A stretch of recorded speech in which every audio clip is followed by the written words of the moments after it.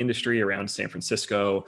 And I remember them emailing me saying, hey, this Bitcoin thing seems really unique. There might be something to this. And I just kept ignoring it and shrugging it off. And I look back and I cringe at those emails in my inbox about Bitcoin that I just never replied to. And then you check the price on those dates and it's very sad. But then later on in 2013 and especially 2014, I really started to get more intrigued with all of that stuff. And I was kind of coming at it a little bit from a technical angle. Like, I'm no software engineer, but I knew enough about internet tech to understand that this blockchain stuff was this unique concept that had never been around before. So that made me curious. And the idea of something on a computer, something digital that was also limited in number, really intrigued me. Like, my initial reflex when I heard that the first time was just like, nah, that's not how computers work. We can copy files, So I was very skeptical of that. But I also had a big interest in economics. So I was, I lean kind of libertarian philosophically and politically, and I like Ayn Rand a lot. I like Ron Paul a lot. And I was convinced already that taking money out of the hands of the government would be a good thing. But I got kind of disenchanted because I didn't think it was possible to do. I sort of looked back historically and I was like, all right, well, the government clearly exercised their control over gold decades ago. And so, gold's never going to really change the world in that way. So guess we just can't take this thing out of the hands of the government. So then when I saw Bitcoin, it made me really excited. I think if you've already become comfortable or even are familiar with that concept of separation of money from the state or money from government, then I was grateful to have that going in because it made the rest of it a little bit easier to grok, as opposed to is this a good idea? Should we do this? I was already sold on that piece of it. It was just man, maybe this is the tool that we can actually use to make that happen. And so then I just started, getting into it more early 2014, investing in it, and then have for the last couple of years been investing in Bitcoin and then some startups in the Bitcoin scene as well. Mm-hmm. Cool. Well, I think you bring up an interesting point that you already saw the use case and the need for it. I think that's the biggest hurdle to US adoption, is that we're trying to explain why it's important to have money divorced from the government. And if you're living in Venezuela, it makes perfect sense. Or other authoritarian governments around the world. Whereas in the US, we don't experience some of those problems. Most people do have bank accounts. It's not that hard to get a driver's license, and it's that trusted third party. For the most part, we can kind of sort of trust the third parties, but in other places you just can't. So Absolutely. Yeah. I think we are, we take for granted a lot of the access to financial infrastructure that we have in the US, to the ability to save. At least that, it's central banking and fiat money has been kind of, stealing value from people, if you want to frame it that way, for a long time. But in the US, they've tended to do that more slowly than other places because it's the world's reserve currency, the US dollar. So, the rate of inflation is very small, right? It's 2% a year. So they've been kind of boiling that frog, and it's hard to see how much they're taking from you. But in other countries, Venezuela, Turkey, Argentina, Zimbabwe a while back, it's really obvious how much money, the value the government can take from people when they mismanage the money. And now when you look at what's happened in 2020, I actually feel like it's been a lot easier for people to start appreciating Bitcoin. I've noticed a lot of friends in my life waking up to it who weren't interested before, because I think they're starting to wonder where these trillions of dollars are coming from. Yep. Yeah. JPA's money printer. That's right. Lots of burr happening this year. Yeah, I'm really excited about this. I've been looking forward to this conversation for a while. I got into Bitcoin, and I kind of had a little bit of a libertarian personality, I guess I would say. I wouldn't say I was quite there yet because I grew up in just north of Chicago, which was like super lefty. And then coming down to Arizona, it was like a breath of fresh air. And then, but yeah, I mean, started listening to the Bitcoin podcast in like 2018 or so, and I was like, wow, like we can actually do something about these issues. And they're read Saifedean's book, and it's like, wow, like everything's connected to money, everything, like driving down the streets and seeing poverty. And I was working in social work at the time and seeing like rising addiction rates and stuff like that. And but yeah, doing the podcast, it's definitely been sustaining for my spirit this year, because it's been pretty demoralizing, I think, without a sense of like purpose and meaning. And I think Bitcoin really offers that to me personally, because it's like we can actually do something about these issues. But yeah. So yeah, Freddy's our pre-coiner on here to ask some good questions. I think you're on Cash App buying a little bit of Bitcoin here and there. Yeah. I go in just like, instead of I have some extra money, just kind of put it in there and just see what happens and stuff. Some of the questions that Alex and I would ask Alex and stuff is, obviously I think it's just this trying to convince others it's just sort of, I think, a very basic question is just like, how could I use it now? How could I use Bitcoin? What's the benefit now? It's like, is it only a retirement plan, or is it could I use it by next month? Like, you guys talk about, like the benefits, or how it could like help some of these issues. Is like, well, is it going to help these issues now, or is it going to help the issues in 20 years from now? And so I think that's sort of like a thing that I think it's harder for people to kind of get to, or is it just more just like a personal thing? Like you just really want to be not connected to the government, or something like that, and which is fine too. But it's just like, that's just one of my questions. And also I'm actually kind of asking myself like, okay, how much should I jump in, Mm-hmm. Yeah, for sure.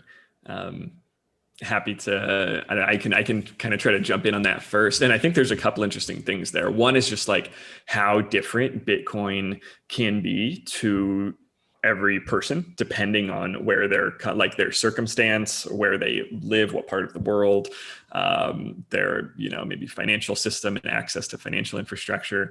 So there are some people out there, like in Venezuela, there were a lot of interesting news stories over a year ago by now about how, due to a lot of the corruption of the government and the collapse of the currency, it was difficult to even just pay for basic necessities and like pharmaceuticals for people who needed medicine right away.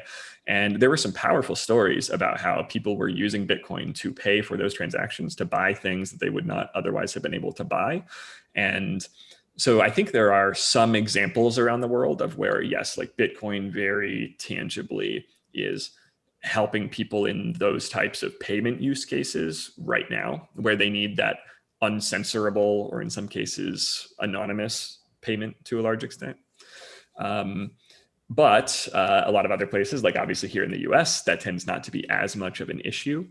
I think generally in the US, the biggest use case for Bitcoin right now is savings. So when people think about money, they think about paying for stuff. And I know this was me first. Like when I first heard about Bitcoin, one of my questions was like, where can I use it?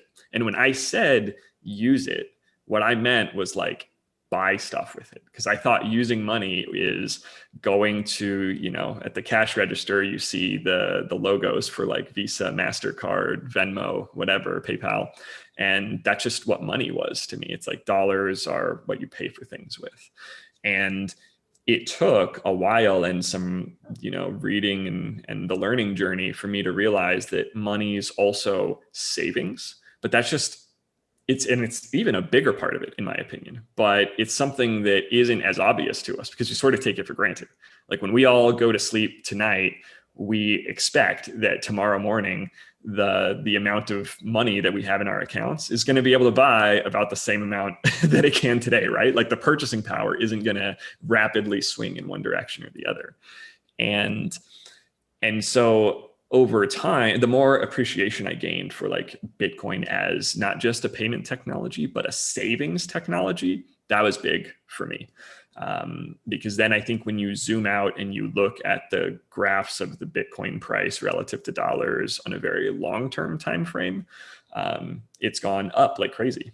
And the volatility scares some people away because it is a roller coaster when you're zooming in. But if you go into it with a very like multi-year long-term time frame, then I think the attributes that Bitcoin has as money, its scarcity, the fact that they can't print more Bitcoin, they're always printing more dollars, that has just over time so far had it not only hold its value, but like go up in value a lot relative to dollars. So that I think is like the lowest common denominator good use case for Bitcoin right now worldwide.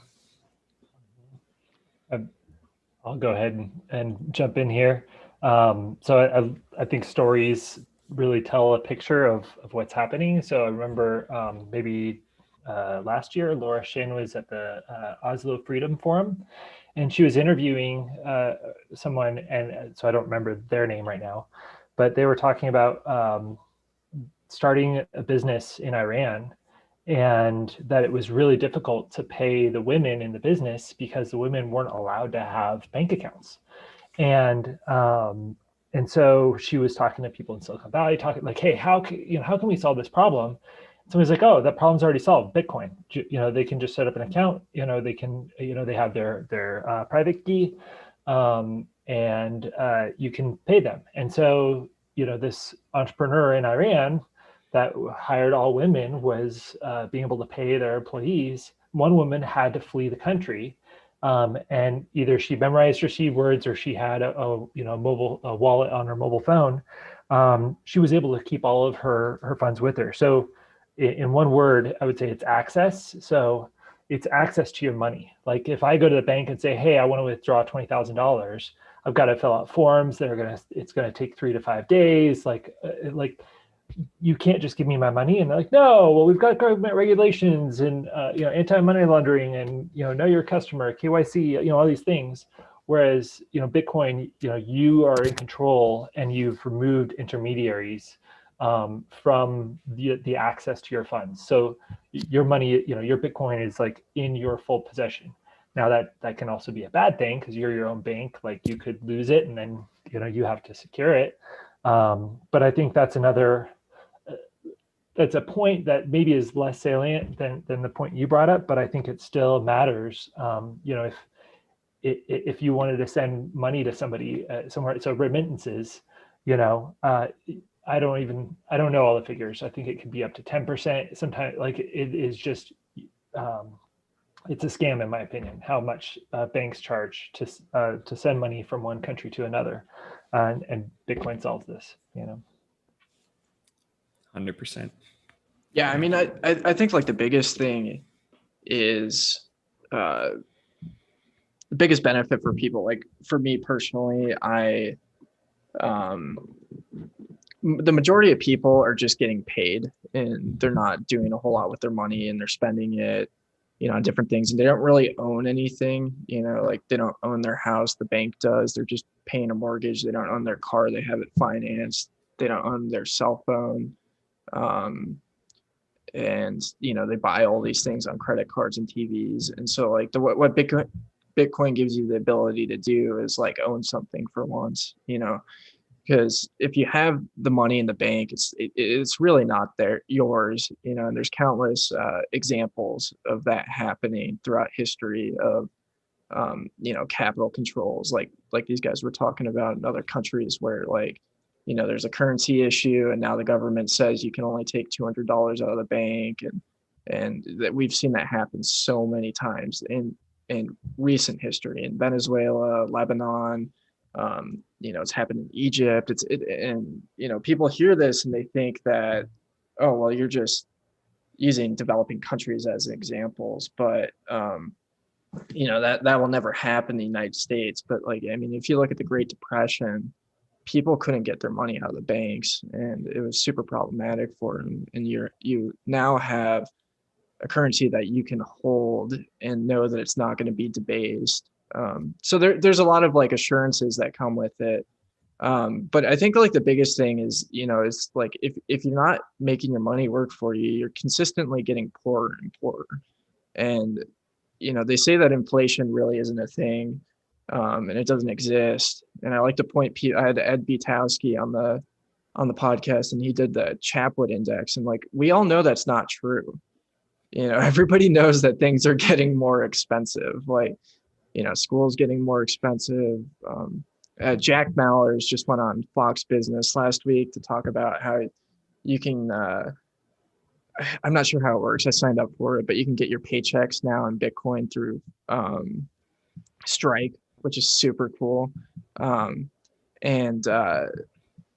he talked about like, his dad going to college at Duke University for $9,000 and then putting his kid through college at $250,000. And like, there's this like, this inflation it's really sinister in the way it works of just wiping out people's wealth slowly but surely. And, we all want to own things. We want to own houses. We want to, own cars. We want to, be able to live a decent life. And, for people in Tucson, we have a lot of,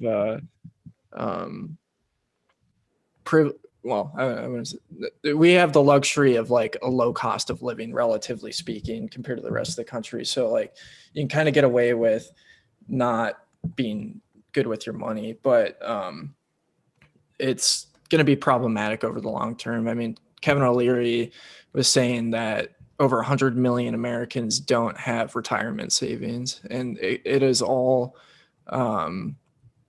it can all be boiled down to the way that the money works. And, it just offers you freedom. Like Bitcoin offers you freedom. And I think it's a lot more than just like going on an app on Robinhood and investing in it. It's not even real Bitcoin anyways.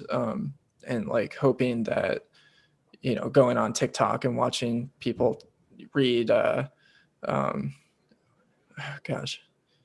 astrology charts to try and predict Bitcoin. Like it's, it's about freedom. It's money. It's a savings technology. It's not, I don't see it as a speculative investment anymore. It's my money. I try and stay out of fiat as much as possible because one, it sickens me to see, what the money printer does, like the devastation it's causing on my community. Like I hate it. It just, and the way that banks are just so dirty and take advantage of people. And, you get 1% interest, maybe a little bit more in your savings account. And if you get a credit card, you get charged like 25% interest, and it's that money that they're creating out of thin air too. It's just such a garbage system, and Bitcoin fixes that. So, I mean, I think it's really empowering, and it's empowering to know what money is. It's empowering to have a basic understanding of monetary policy and economics, and to really like not be getting taken advantage of by the banking system. So I'm pretty passionate about it for that reason. And I think that's how it benefits normal people in our community for sure. Yeah, that resonates with me very much. And one of the things that you touched on there is something I'm particularly excited about, with the paradigm shift of what is money, of actually, to a lot of people in the world right now, when they hear Bitcoin is a super risky investment, or it's a tech investment, or it's a speculative investment, or they have it lumped into the same mental bucket as like not even tech stocks, like something more risky than tech stocks. But increasingly, every day that Bitcoin goes on and the rules of it don't change, and it just proves to continue to be reliable and maintain those properties, then it becomes safer and safer. And so, it's now a lot less crazy than it was even just 2 years ago or 5 years ago to say Bitcoin is my money, Bitcoin is my cash. And that is, I think, finally seeing people view it that way. That's the mentality that I've tried to adopt as well. Like Bitcoin to me is my default. It is like when I receive money from any source, it is immediately going into Bitcoin. And then when I decide what to invest in, then I will, invest in things. But like Bitcoin is my money and Bitcoin is my cash. And sometimes, annoyingly, I have to invest in US dollars to like pay bills and pay expenses. But that, I think, like more people making that transition is what I'm excited about. That's what I expect to see. It's what I hope to see. I think that'll be an awesome thing. And so all we need in order to achieve that, in my opinion, is just for Bitcoin to, continue to chug along. And every day that it continues to exist, a little more capital flows in, more belief in it flows in, it becomes more familiar. And eventually I think it can be Bitcoin's game. Mm-hmm. I think you bring up an interesting point that, if someone's saying like, well, Bitcoin is risky, you also have to look at, well, fiat currency is risky also because it's tied to that government. So if you don't believe that government is doing well fiscally or just with their fiscal policy, or even just, as an entity, like, are they going to be around? Then, the risk-free rate of bonds isn't risk-free. It's just tied to that institution, And so if someone, I've been thinking about this, idea of like, how risky is this investment? It's like, well, you've got to compare the risk of Bitcoin, which, yes, there is, what if there was a bug, so I've been going through this analysis of like, what are the risks involved in Bitcoin? And then saying, okay, well, now if we've delineated those, now we have to compare it to the risks of fiat or to the risks of bonds or stocks or whatever we're talking about. You can't just say, well, the dollars are risk-free and Bitcoin is, like they all have a risk profile. So now what are those attack vectors? What are those problems that can come about? So, yeah. Absolutely. And the phrase risk-free investment is such, I feel allergic to that phrase. I think it's so annoying when people use that term because nothing is risk-free. And I think when society gets too comfortable calling something risk-free, that is when it gets especially dangerous. And people think that our monetary system is a lot older than it is. People think, dollars have been around for, 100 years. So, clearly it's going to be around a long time. But the dollar in its current form has not been around very long. It's been around really since 1971, and that's not that long ago. They changed the rules to how the dollar works significantly in 1971, and that is a very risky experiment. And so, holding all your money, it is possible to lose all of your money by holding all of your money in dollars. How likely that is, everybody has to continue to evaluate constantly, but it's certainly possible and nothing's risk-free. Yeah, absolutely. And it's looking more likely that we'll see some pretty serious inflation with what's happened in 2020. And, even if we don't, like, even if we enter into, I think the long term is going to be inflation, but even in the short term, like, deflation, stagflation, all these different, things that are possible are equally as devastating to the monetary system. So it's good to, yeah, I like that a lot. In the chat, I've got Field Day Gets Fit says, Steven has sucked me into Bitcoin. I love hearing people talk about the future. So yeah, dude, what's up? I will give a shout out. Yeah, I guess I'll use your real name, Ricky. What's up, man? Glad you're on. Got some good Bitcoiners tuning in. Yeah, I mean, it's exciting to have you join us in Arizona. I had been talking with Brian out in Orange County, and he said you were pretty instrumental in setting up the Bitcoin meetup out there. So it's good to have it. I think Phoenix has a pretty strong Bitcoin community. Chris, you've been a little bit more active in the Bitcoin community in Tucson for longer than I have. I just recently started getting vocal and out there, but can you talk about it a little bit? Like what's the Arizona Bitcoin scene look like? So yeah, I was a co-lead of the it was just like the blockchain meetup, so it wasn't Bitcoin specific. And my friend was actually a developer with Unchained Capital, and so they provided Bitcoin loans, and they were doing it non-custodial through non-custody. So they had some solutions that would, I go into that. But so we had like anywhere from 20 to 40 people coming, all sorts of projects, some Steam people that were all fired up about their blogs, making, $20 a post back in 2017. And then of course it, all tanked to it. And they're like, hey, you should create these 20 different accounts under different usernames, and you too can like start, like it was basically a pyramid scheme in my opinion. But yeah, there are some really solid people here as well. Like my, Destry Saul was working with Unchained Capital. He's now left the blockchain space. And then, just some other people that were all fired up about,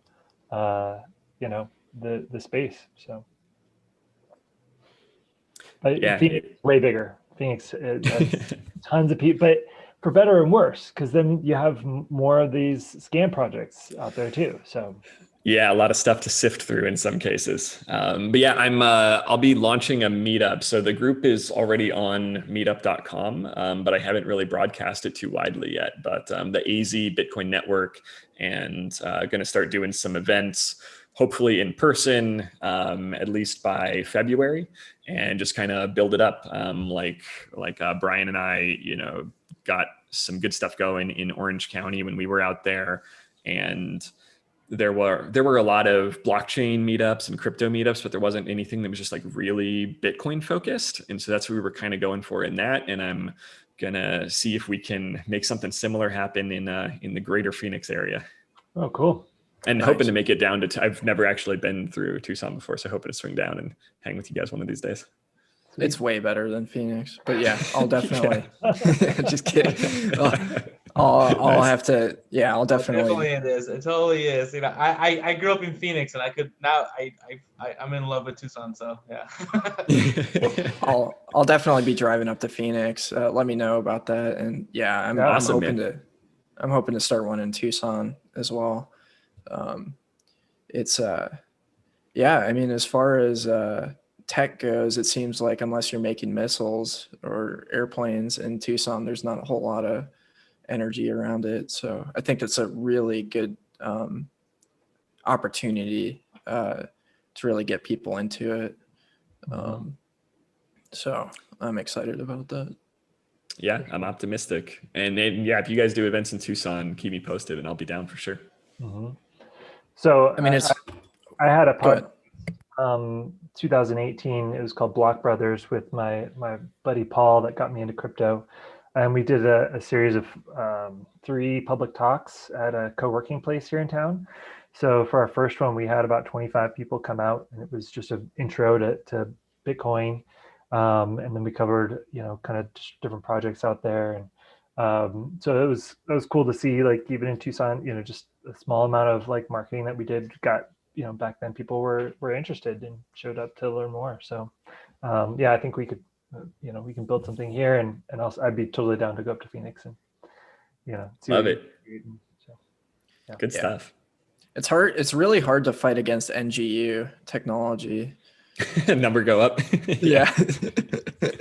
That is one thing that I feel conflicted about in some ways, because you're right. Like the power of, and for anybody listening or for any new coiners, there's this acronym NGU, which stands for number go up. And basically it's like, a sort of smiling version of just appreciation for when the price rises. But it's funny because like number go up is such powerful marketing.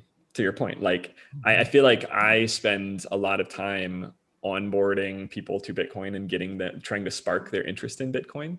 And sometimes what would take me thousands of hours to achieve, number go up can do in a day. So it's hard to compete with the power of the price rising. Mm-hmm. Yeah, I mean, I like a good Bitcoiner. I got my family some hardware wallets for Christmas, and last year I got my stepdad the Bitcoin Standard. This year I got everybody Thank God for Bitcoin. It's a Nice book I've really been enjoying recently, but and I think like last year my stepdad, when I gave him the book, everybody kind of looked at me like, what are you doing? And then this year, they're all excited about it, and even my mom is into it now and is interested thanks to the good old NGU. But yeah, it's really interesting. But yeah, Chris, you kind of alluded to some scam projects. So it's going to be a bunch. We got to help Freddy steer clear of those scams. The way I did that, or the way I like to do that personally, is only sending them over to products like Swan Bitcoin or Cash App. Yeah, those guys at Swan are the best. But like in 2018, when I got in, I went on to Coinbase, and I'm just blasted with, all these different products. And we're watching the downfall of XRP happen pretty dramatically right now. But yeah, I mean, it's pretty wild. Did you guys get the chance to listen to Guy's recent Shitcoin Insider podcast by any chance? No, I like Guy Swan stuff, but I haven't listened to that one. Oh, it's a great one. So like he got somebody on from the industry, and he was talking about how they do all this like bot spamming on Reddit to pump these shit coins, and like how these products like the companies like launching these ICOs will like set price floors and like pretty much just pump and dump, and it's pretty wild. And I think like there's this thing that happens to people inevitably when they get onto these exchanges and they look at all these different coins and they see Bitcoin trading at right now it's like 29,000, and they're like, man, that's way too expensive. Like I should get this other Bitcoin or Ethereum or whatever, just based on the price alone without like knowing anything about the fundamentals. And they go on YouTube and they see somebody throwing this technical jargon around like scalability and stuff like that. So like what are some ways you guys like to steer people like poor Freddy over here away from the scams? Yeah, let's see. From my perspective, you're right. I mean, I think I have gravitated towards a certain set of tools and companies and solutions to point people toward that I feel like will be responsible with their Bitcoin education. And Swan Bitcoin is very much in that. Like full disclosure, I'm an investor in Swan, but they're what I use personally. All my family, my friends, I try to point them to Swan, largely because you're right. Like there is a very powerful incentive for these companies to try to kind of hijack someone's initial curiosity in Bitcoin in order to just fleece them on like fees and money to get them to buy these other coins and other products. So I like companies that are Bitcoin only for, sort of those principled reasons. So I like Casa, I like Swan, Cash App is great. I try to avoid Coinbase. I think they're far more concerned with like pointing people towards these very sketchy shit coins and getting paid every time that someone trades in and out of them. And I don't want people I don't want my mom to see these pop-ups all the time about like, oh, maybe you should buy this coin. This other blockchain is, pretty neat, and just trying to convince her to go that route. There's kind of a spectrum of quality for all of the altcoin projects, in my opinion, and they range from just utter blatant scams all the way to, some brilliant and well-intentioned people who are trying to accomplish useful stuff with technology. But regardless, like I so far haven't really seen any promise in any standalone blockchain coin other than Bitcoin. Like I think that the teams behind the coins that have been around a while, like Monero and Zcash, and in some cases even Ethereum, like I think there are a lot of genuinely good-hearted, smart people trying to build stuff there. But I don't think any of those projects are promising. I would never recommend anyone I care about put money into those things. I think that some of the use cases that are being attempted on those other platforms, like some of the decentralized finance stuff that's happening, being tried on Ethereum, I see Ethereum as a test bed for things. It's like the easiest way for developers and entrepreneurs to try to build that stuff right now, while Bitcoin settles. Like Bitcoin is, just ossifying is kind of the word that I like for, the base layer. And it's becoming this reliable, predictable foundation so that people can just know what it is and build on top of it. And then we can build on layers on top of Bitcoin rather than all of these standalone blockchains. Like I don't see a future of all these different blockchains out there in the world and all these different tokens for every single use case. I see Bitcoin as the one way to kind of store value, and then maybe protocols on top of Bitcoin, like Lightning, like Liquid, like RSK, that are used for things like smart contracts, that are used for things like issuing shares of securities in publicly traded companies and things like that. I don't know if I answered that. I guess as far as like the tactic that I use to prevent people from getting sucked into those projects, I try to point them at the right solutions and the right companies, but at the same time, I also realized like I had to go and learn that the hard way. I bought ETH at one point in my life. I lost money trying to trade on other coins, and trading sounds a lot easier than it is. And so I think to some extent, it's like, hopefully with only a small amount of money, people may just need to learn that empirically on their own. And then hopefully they'll kind of find their way to Bitcoin if they do. Yeah, definitely. So Freddie, I just want to ask you, like, is there a project that you've been curious about that you're like, oh, maybe this could be the next Bitcoin killer? Any Bitcoin killers? I don't know, because like again I so one of the things is obviously I have my own kind of like occupation that doesn't necessarily kind of run through Bitcoin. It's still US dollars. I work for public schools and all that stuff, and so it's and then I pay everything in US dollars. So it's sort of like I know I don't do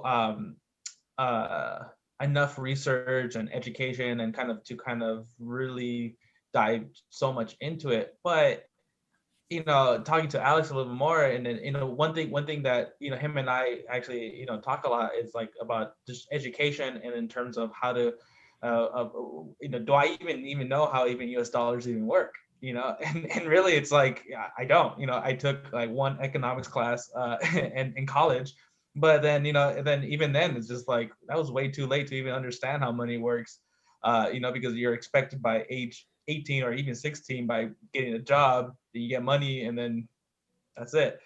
And so with this is just like I think some of the biggest problems of within myself, convincing myself, because it's just like I hear how much Alex, and also with you guys, is just like how much I guess tech savvy, and how much time and investment you guys put into learning this stuff. But really it then is like, well, do I need to put that much time on top of my job?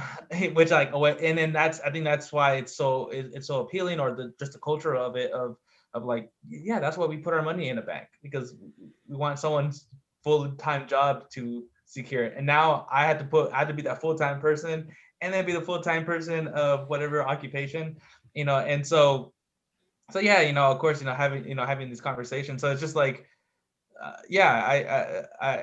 it's still, I'm still slowly getting into it. I'm still, that's why it's kind of exciting that this guitar dealership, is actually converting to Bitcoin, because now it's like, wow, something that's actually I could use. And I got some Bitcoin. I could actually kind of dive into it. And then I do see all these different types of cryptocurrency, because it's just like, I say Bitcoin now as in like the general term of cryptocurrency, but it's like, no, it's a different thing, right? It's sort of like, when somebody says, oh, pass me a Kleenex, is like, they don't say, tissue paper, Yep. And so, yeah, so it's just like, well, I see all these different types of cryptocurrencies. It's like, what makes Bitcoin so much better? Is it just because it was just there longer? It's like, and yeah, I understand there's always this scam. There's always that one person that just wants your money, and it's really easy to kind of get into it. But yeah, it's just like, I'm just kind of really curious of like, why Bitcoin? And and really, is it just because you guys did all these tests that you find out Bitcoin just has the right formula? So I'll just jump off. So I think for the question that Alex asked was like, how do we help educate people, like when they're they hear about EOS, so they hear about some big project that raised all this money in an ICO. Well, and what I hear also is there's a certain narrative behind it where they pick up on something like, oh, we're faster than Bitcoin in this way, or we do it better than Bitcoin this way. And so the narrative that I use is every other coin is a derivative of Bitcoin.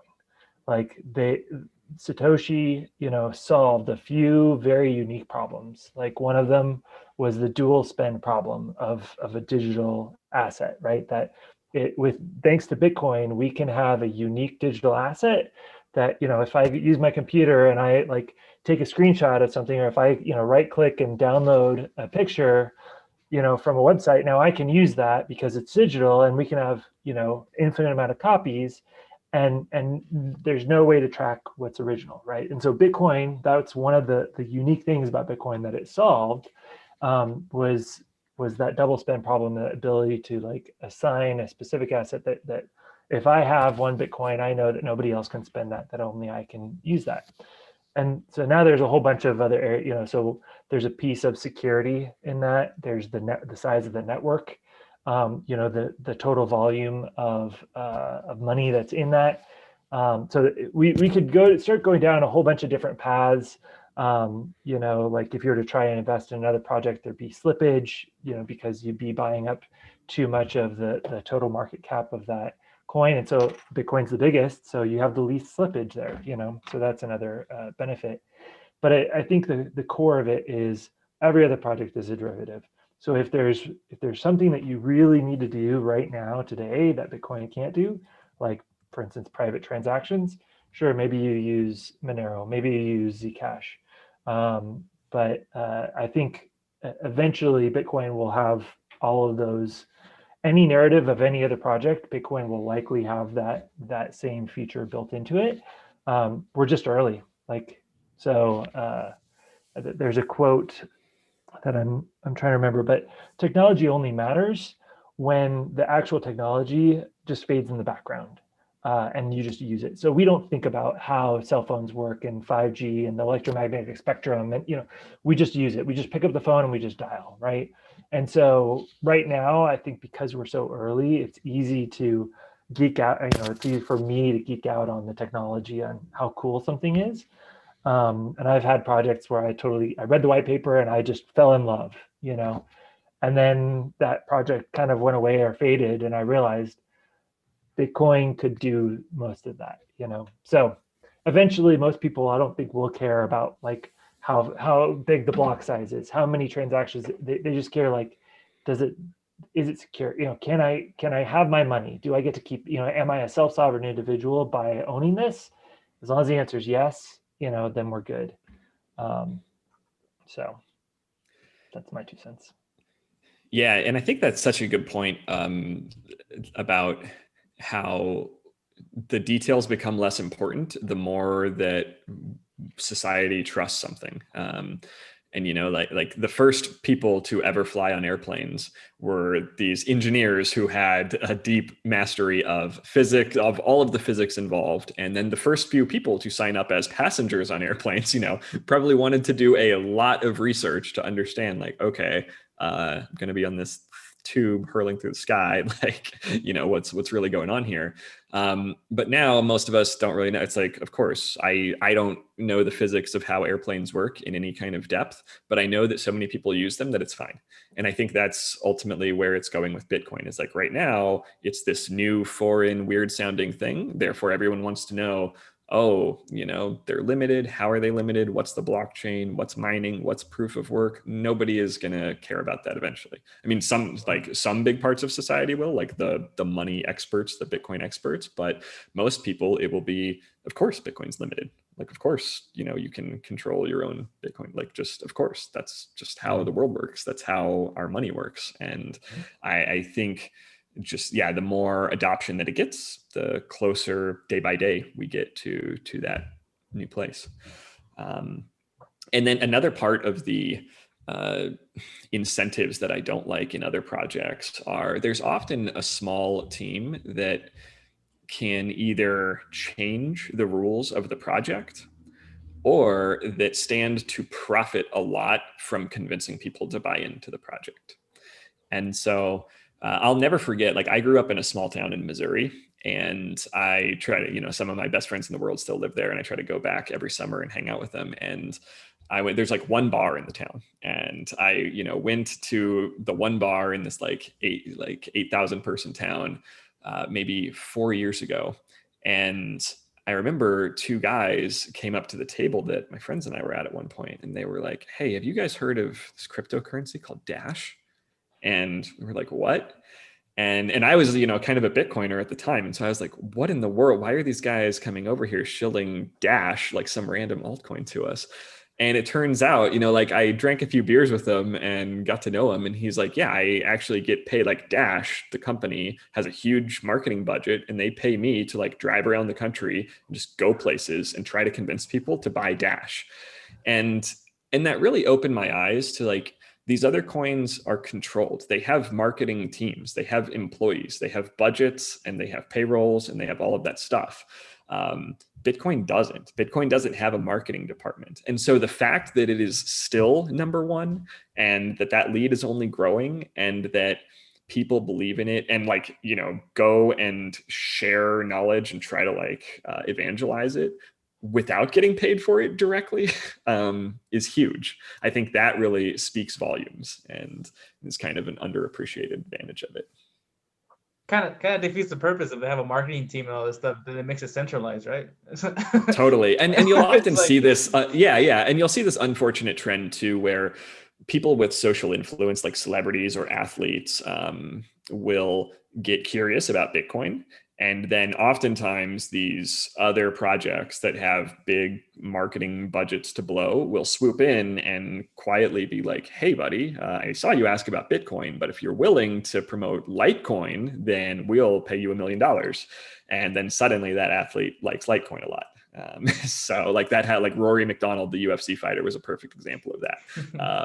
So the Litecoin team got in and like convinced him to say nice things about Litecoin because they pay him money. And at least that's what I think occurred. And so there's just that perverse incentive, I think, out there. And Bitcoin is a lot more pure in that sense. Yeah, that's one thing I'm always kind of, you know, cares about, because it's I don't know, again, it's probably just a cultural thing. It's just like, you know, we're always skeptical of like where we're going to put our money and who's benefiting, right? It's like how what percentage of my time is benefiting opposed to like what you're benefiting. So it's like in terms of converting to Bitcoin, it's just like who benefits, you know, besides a person investing into Bitcoin. When a person invests into Bitcoin, is there someone be like, cool, I got another one? You know, it's like, is that a thing? You know, and that's kind of occurs into my mind. It's just like when you guys educate people about like Bitcoin and you know, and then kind of get them going. It's like, does your Bitcoin get higher? You know, like, so is that Bitcoin coolest part is like nobody really benefits besides the person investing, or is there actually someone benefiting when they invest into Bitcoin? Yeah, I think that's a great question, and one of the beautiful aspects of Bitcoin is, there is that, like, you can really do this altruistically, and genuinely and still benefit from it. So, a lot of times people point to, this concept of network effect, and they talk about cell phones. If, you're the only person who has a cell phone, it doesn't really benefit you. So the way it benefits you is getting more people using the cell phone so that you can interact with them. So it is beneficial to me to have you using Bitcoin so I can use Bitcoin with you, and to have the stores using Bitcoin or accepting Bitcoin, to have employers paying me in Bitcoin, and the network growing stronger, and, building on top of it, using services like Lightning or whatever. It is beneficial to me 100%. And the more people that get into it, of course, it'll grow more scarce and the price will inevitably grow. But that doesn't change, the benefits that you can have from it, as far as like the financial freedom that comes with it, the, self-sovereignty, all of those other things. So, yeah.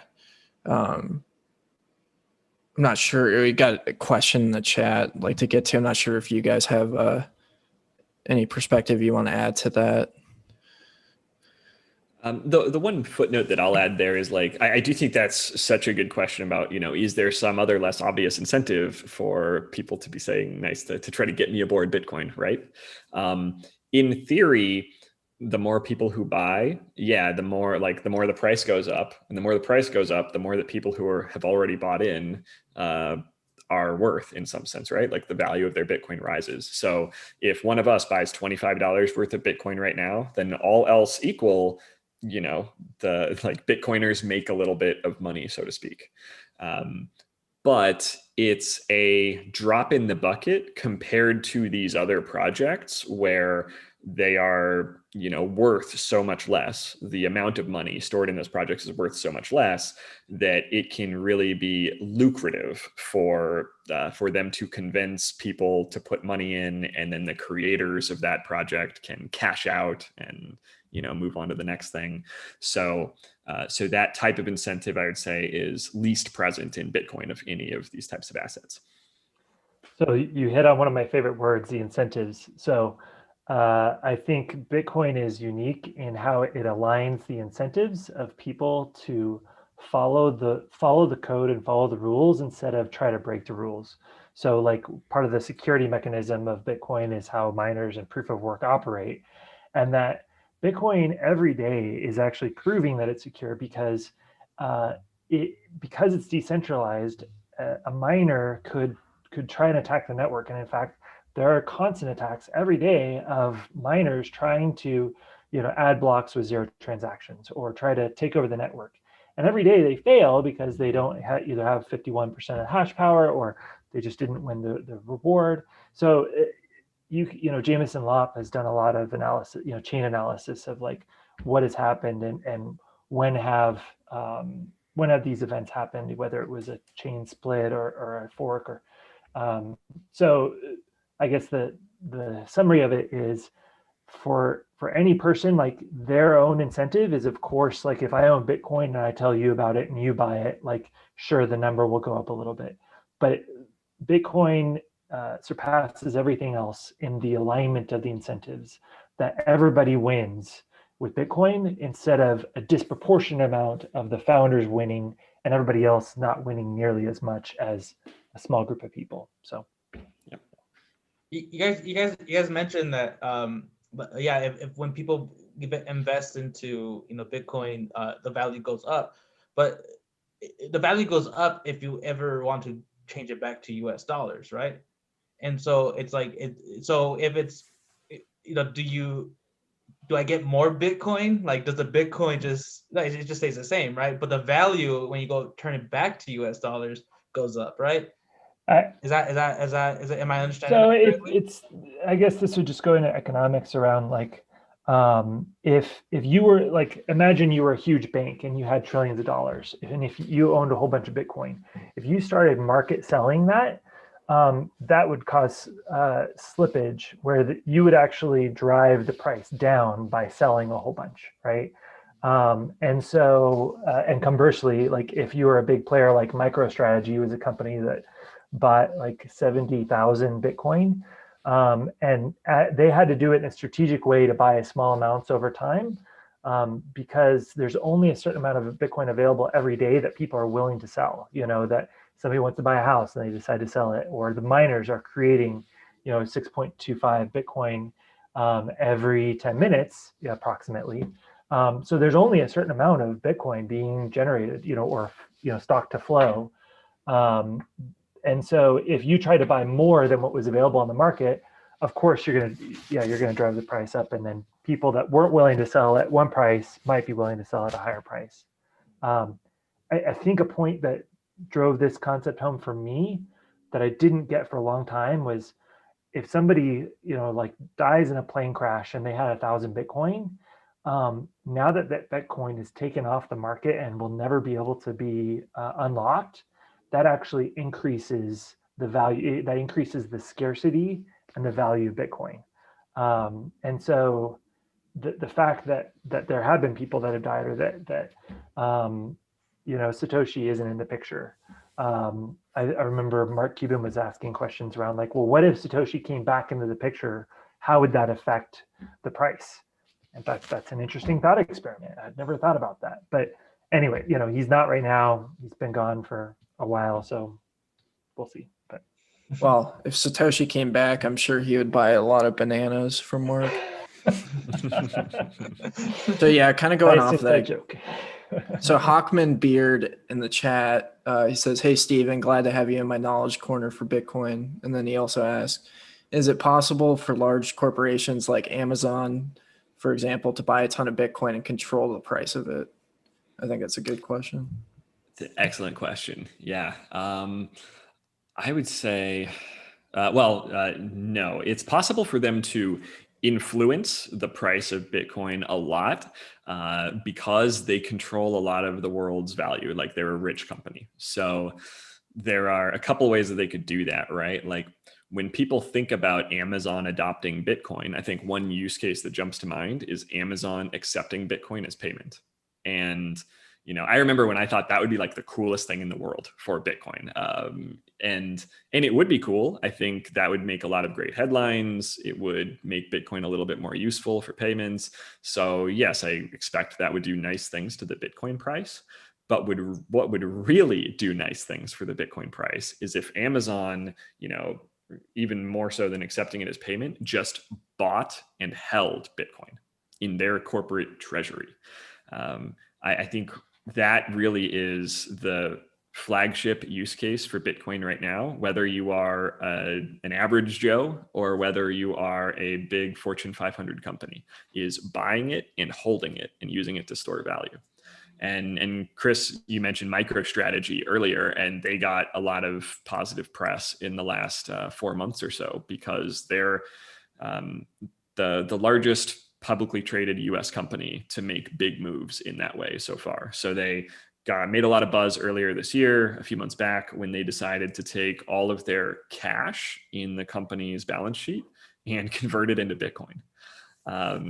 And if you read the memo from their CEO, Michael Saylor, it wasn't like, hey, we're like, this is some bet on this new emerging technology. We think it's really neat. So we're like, gonna make a risky play and hopefully it works out. It was like, the US dollar is losing value and we have a lot of dollars and we have a responsibility to our shareholders to protect the value of our company. So because the dollar's losing value, we are going to hold Bitcoin instead. He very clearly got that. And that was amazing to see happen at that level. And so they are a $1.2 billion company, or they were at the time that they did that initial buy. So they bought about $425 million worth of Bitcoin. And then the Bitcoin price went up a lot. So it's already kind of a good move in that sense. But then they doubled down. They issued debt to buy another $600 million or so worth of Bitcoin. So they now have over $1.3 billion worth of Bitcoin that the company is holding on to. And that has done nice things for the price. And I think that once other companies and entities in the world with a lot of money realize how lucrative it is to do that, then yeah, the price will be influenced by it in good ways. So Amazon doesn't own any Bitcoin right now. So the worst thing they could really do for the Bitcoin price is like not continue to not use it and maybe say bad things about it. But if they decide to buy Bitcoin, then they're much more rich than MicroStrategy. And if Apple decides to buy and Google and Facebook decide to buy, these are trillion-dollar companies that can move a lot more money and convince people to buy a lot more corporate debt. And so there could really be trillions that flow into Bitcoin. And so I would say Amazon can't control Bitcoin, but man, they can make the number go up. And just kind of one more, I'm thinking back to all my economics classes, or at least the two that I had, around like what can influence the Bitcoin price. And so because of Bitcoin is so decentralized and because we've got all these hodlers, instead of stocks where there's mutual funds, there's, all these big players that are, involved in it. Because it's a whole bunch, there's just a very diverse group of people that are holding Bitcoin. I would say that it is harder to get them to all sell at the same time. So the term that I'm thinking of, I may be wrong, and that it's inelastic, that it's not going to. If there is a demand for Bitcoin, then the price is going to increase quite a bit, because there's lack of supply of Bitcoin. There's not a lot of people that have huge reserves, like a mutual fund that would be like, ooh, we made our 2% that we wanted to today. We're going to sell off a little bit and then we'll buy back more. And then we'll, they're playing all these games. And so stocks are very elastic, where you could buy a whole bunch and they might not move because there's plenty of people buying and selling it. Whereas Bitcoin, it's less elastic because there's fewer people willing to sell their Bitcoin. And I'm guessing this. I'm just kind of sharing my thoughts around it. I haven't done analysis of this, but that I believe that Bitcoin is less elastic, and so if somebody were to buy it, it would cause the price to increase drastically. If they held a whole bunch and they sold it, yeah, that's what would cause the dip. But I honestly think the news of what company are already holding a whole bunch and then choosing to sell it, that would also probably cause the price to increase. So number only goes up. That's the takeaway there. Yeah. Exactly. Yeah. I mean, I think like what this question kind of leads to is this idea that a lot of people are seriously concerned with, which is wealth inequality. And a lot of people point to Bitcoin. They say that, the Bitcoin is held by a few people, and companies like Amazon that have a lot of cash that can get into it and buy a lot more than people like me or anybody else. Creates a world of inequality. But when it comes down to like the economic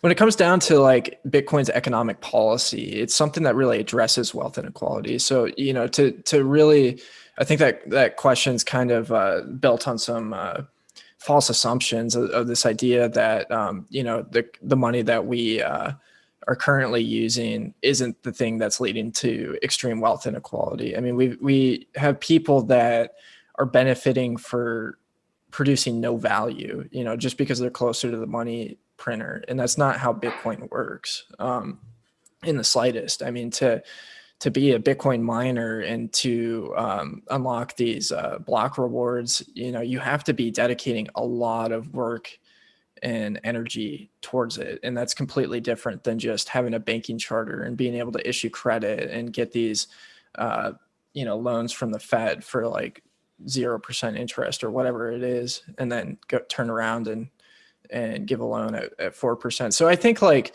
as far as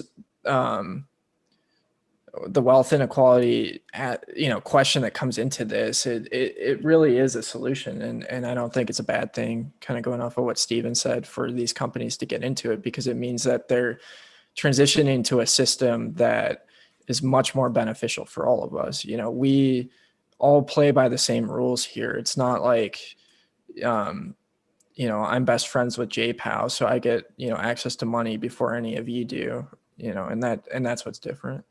I'm not sure if this is a troll comment, but Michael Rexto asks, "Hey guys, should we buy Ethereum?"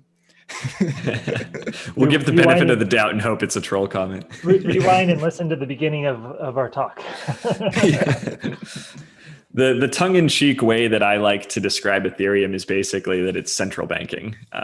Like I think it is that there are many aspects of decentralization, right? So there's like the number of servers that are running this software out in the world, and that's kind of the most obvious one that people think a lot about, and it's important. But there's also social decentralization, and these other projects sometimes they have corporations and CEOs behind them. Like the project literally has an office and a leader and like a company that's making the decisions.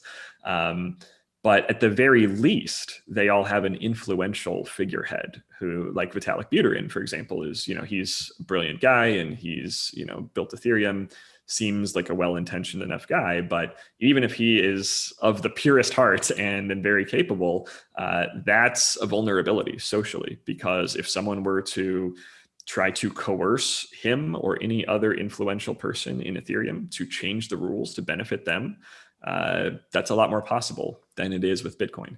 One of the, like, Satoshi's anonymity is actually really important. So some people get turned away from Bitcoin. They think, how can you trust this thing if you don't even know who made it?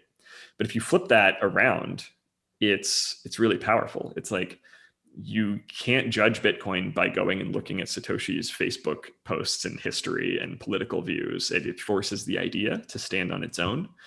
And it ensures that no one can blackmail Satoshi or kidnap Satoshi's family and try to do horrible things to Satoshi to get him to print more Bitcoin, change the 21 million coin limit, change any of these rules of the system to benefit someone else.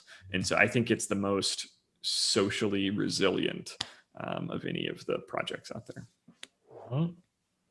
Yeah, let's just pretend for a minute that Craig Wright is actually Satoshi, and I mean the community's response to him and just fighting back against any idea of changing the fundamental rules, I think is a really good pointer to look at how decentralized this project is versus if the Ethereum Foundation, we're watching it happen. They're completely rewriting everything with ETH 2.0. And, it's the security and decentralization, I think. And, a lot of people that ascribe to more of a Bitcoin maximalist point of view will say that security and decentralization are way more important than scalability. Like without those two things, it's kind of worthless to scale it, and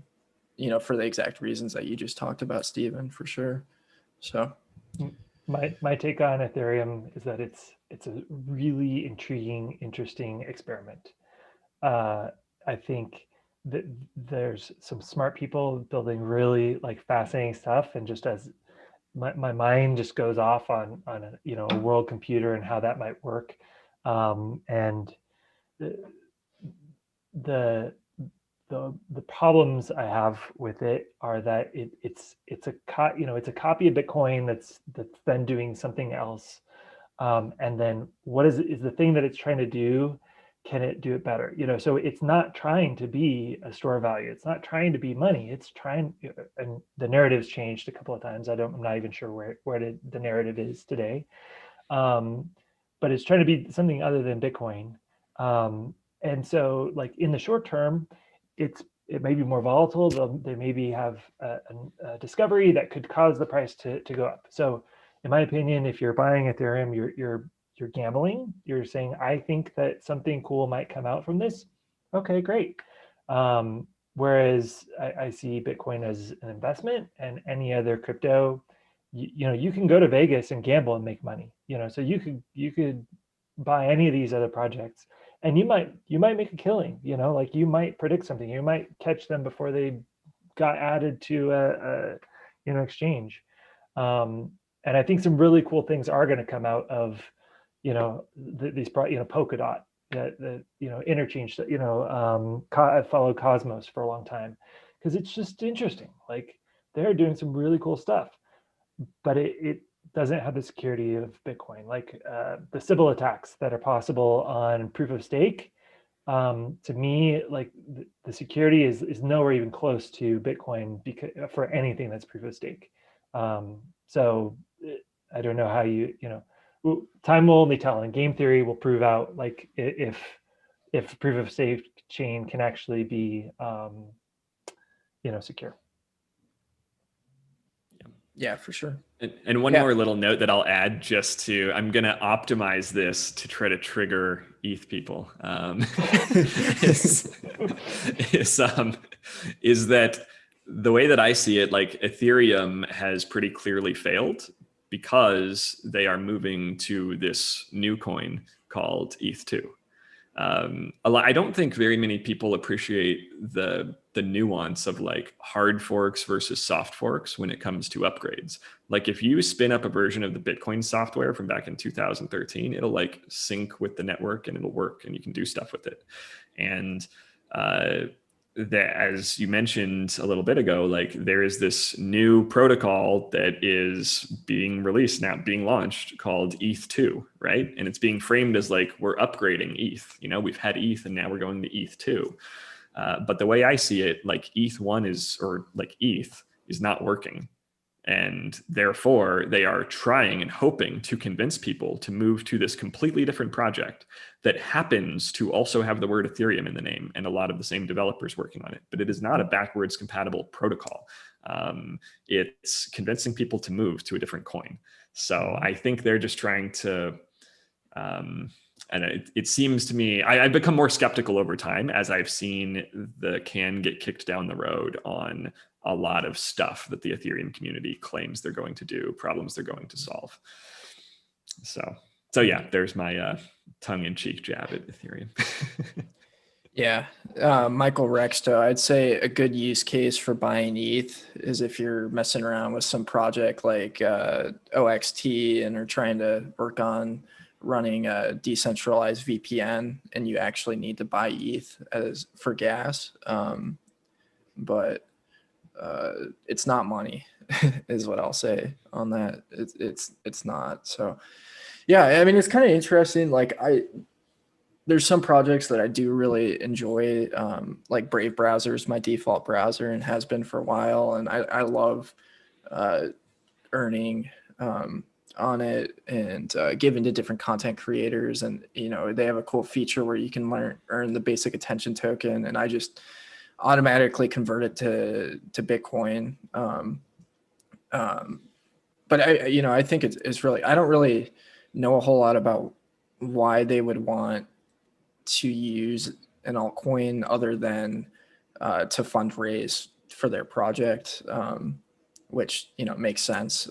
But I would never go out and buy basic attention token because I don't really see the importance of it. Like if I really want to support the content creators that I really enjoy, I send them Bitcoin, and most of the really good ones, they'll run a BTC Pay server or, whatever other ones that they have.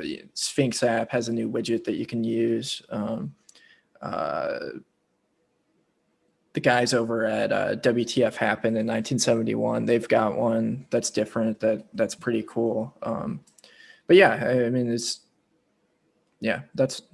my thoughts. I don't want to focus on it too much, but yeah, I mean, it's one of the things that was really wild to me about this whole XRP thing is that to run a node, you need 9 terabytes worth of data for the blockchain. And then 2, like there's a good chunk of it from the very beginning that's missing, and it's really interesting running, my node over here. Do any of you guys running an Umbrel node? I started tinkering with that this week. Yeah. Yeah. Although I haven't updated, it looks like they just did a badass update and added like an app store and all that kind of stuff. And I haven't been hands on with that yet. Yeah, I'm super stoked about it because they you can run a BTC server on it now, and I got the new Raspberry. I was running on a 3. I'm so bad at these things. It takes me forever to figure it out, and it's a major headache, but I enjoy it to some degree. But it's running it on a 3, and it's not powerful enough to run the new update. So I've got my 4 that I'm trying to get working eventually. But yeah, I mean, I've got a terabyte hard drive, which, you can buy them pretty inexpensively on Amazon, and a Raspberry Pi that's no less than $100. And, you just download it off the blockchain off of GitHub, and, anybody can run it anywhere in the world. And that's super cool. And, I was hearing that, to get a full copy of the XRP blockchain, you actually had to get this terabyte sent to you preloaded from Ripple, and it's just so crazy. And but yeah, I mean, I think there's a lot of I was trying to talk Freddy into running a node. We'll get him there eventually, because it's pretty amazing to be your own bank, like 100%, to have your mobile wallets connected to your node, and all of these different things. But Do I get like a certificate or like a sign like I am a bank? I'll make you a t-shirt. Yeah, I'm my own bank. Yeah. Yeah, I am. I'll get you a sticker. A sticker, exactly. A sticker, a t-shirt, and a mug. Yeah, be Freddy's right. bank. That is a cool, like, it might be cool too to kind of go over just at a high level, like that progression, like how running a node kind of fits into the journey of like becoming a Bitcoiner or being more self-sovereign, so to speak. Because there sort of is that typical path that people walk, right? Where like step 1 is buy Bitcoin, and you can sort of like give your money to a company like Swan, and they will buy Bitcoin on your behalf, but then they're storing it for you. And that's good, like that's, step in the right direction. You've got kind of like an IOU for Bitcoin effectively. But then to actually really take control of those Bitcoin yourself and store them yourself, you like withdraw them from the exchange and transfer them to a wallet that you control. And there's this mantra in the Bitcoin community that you'll probably hear, not your keys, not your coins. And every time that you see one of these big exchanges get hacked, which happens often, then you'll just see a lot of people use that as the refrain. It's like a reminder of not your keys, not your coins. If you trust some big company to store your Bitcoin, then if they lose them, they're gone. And then beyond that, like step number 3, after controlling your own keys, is probably, running a node and making sure that a system that you control is participating in the Bitcoin network and verifying that you are not being lied to by the rest of the systems.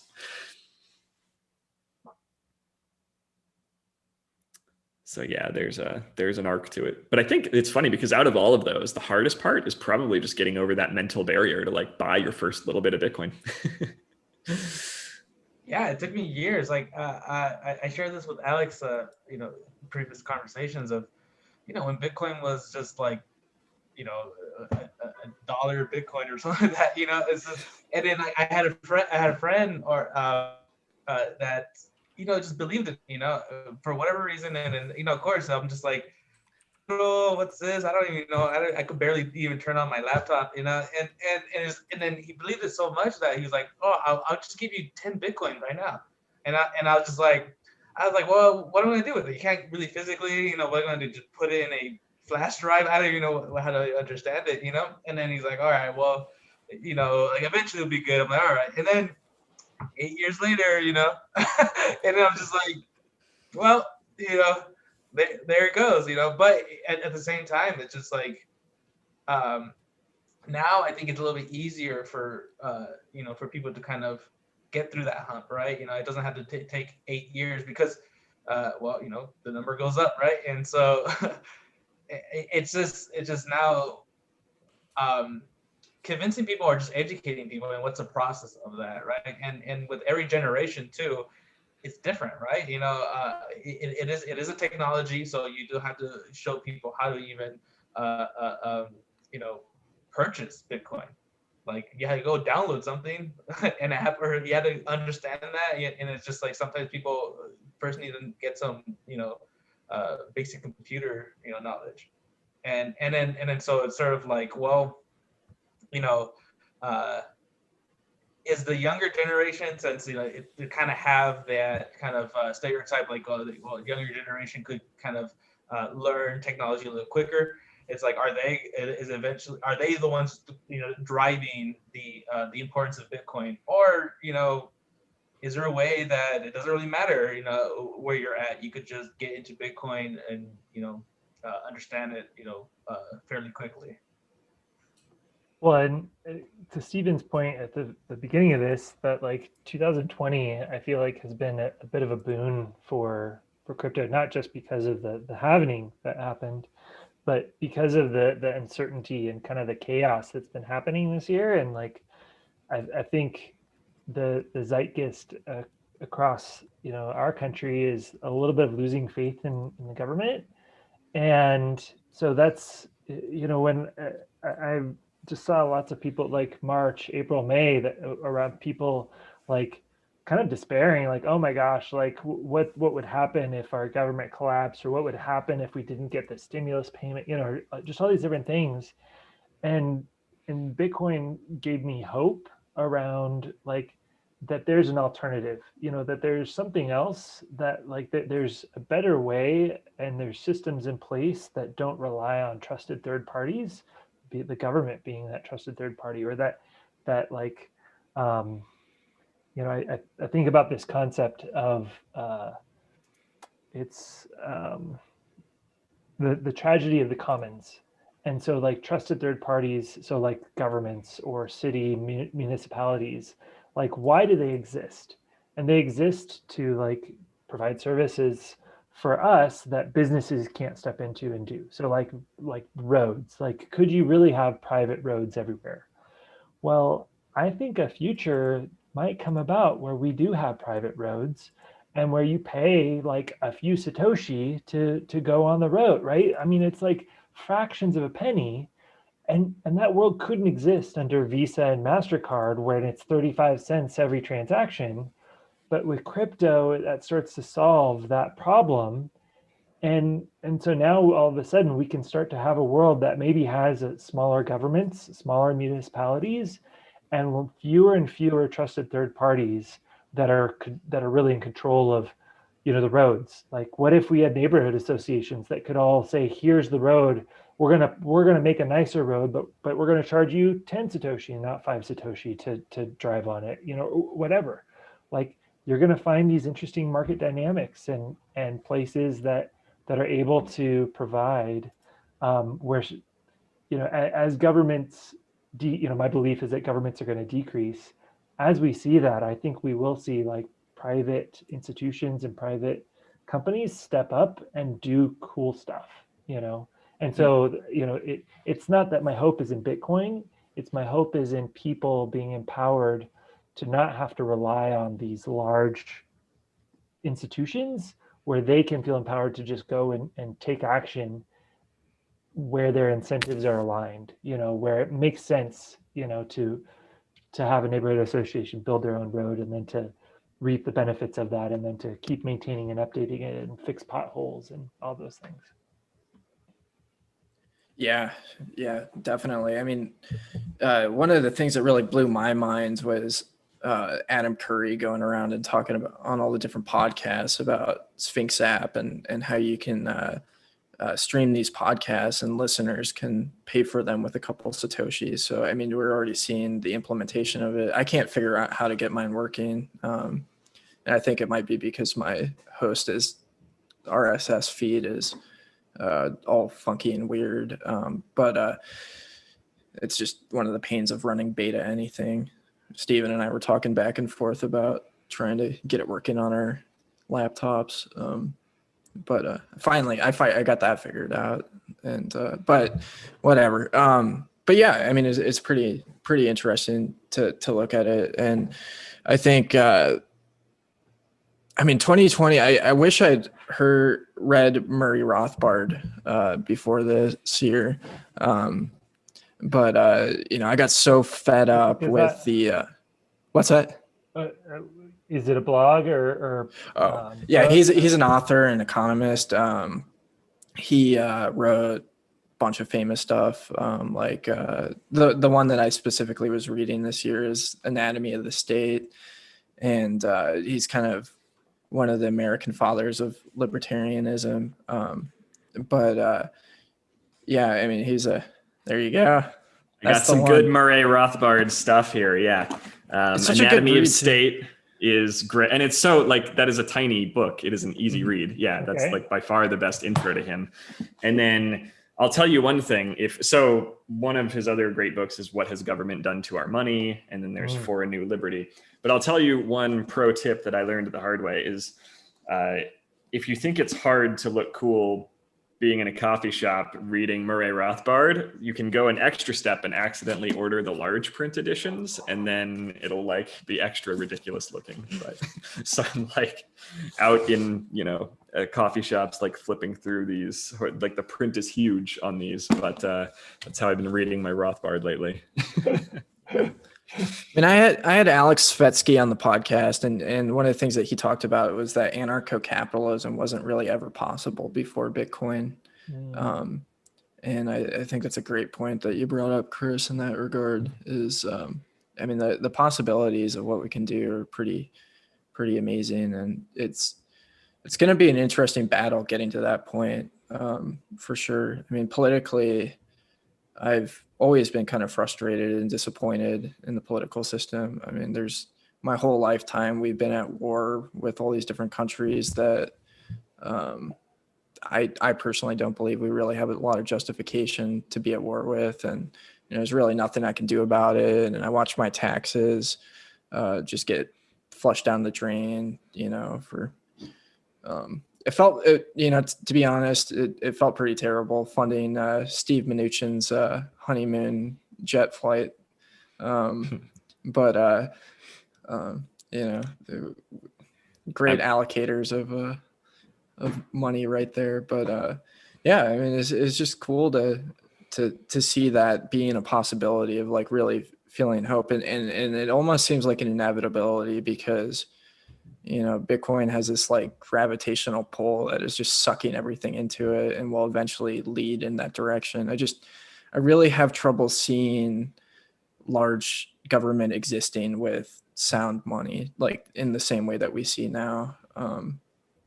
And I mean, I don't know if you guys are familiar with Truth in Accounting, but they're a think tank in Chicago that audits local governments. And if you go and look at Tucson, it's pretty wild. I was trying to read their 2019 financial report, and it's just like 80 pages long or something of just a bunch of nonsense. And they say they have it balanced and all these things, but they don't add into their financial reports all the unfunded pensions that they have, which is a major expense. And so we're actually operating in the negative by half of our expenses in the city are not funded, and every year. And so there's no accountability to the taxpayers when it comes down to it, when they can just print money and tax us that way. And these local governments are able to expand by borrowing, and it's pretty crazy. So yeah, I mean, it's just like I feel like Bitcoin, there's a lot of gold bugs out there. I think we should talk about some gold bugs here in a minute, but I mean, there's a lot of gold bugs out there that, agree with like 99% of what Bitcoiners agree with, but it just seems like they're not like bringing a whole lot of solution to the table of anything that's practically going to change anything. It's just like, we're going to point at the ceiling and say there's a leak in it and it's going to collapse, but we're not going to fix the ceiling. But yeah, that was a weird tangent, but yeah, going off of that, you guys have any thoughts? I was a big gold bug before Bitcoin. I think I was worried about fiscal irresponsibility of governments and the potential for things to get nasty with fiat money. And I kind of saw gold as like the best hedge and safe haven asset against that. However, I was also kind of skeptical and a little bit crestfallen because I saw, like, in 1933, the government very clearly demonstrated that it can control gold. That was the year that FDR issued Executive Order 6102 and said private citizens are no longer allowed to own gold. And if you have any, then you have to give it to the government. And here's how many dollars we give you for it. And it's like, there's no negotiating that rate. We're just going to give you this amount of dollars. And if we find out you didn't comply, then you're going to have a really bad time.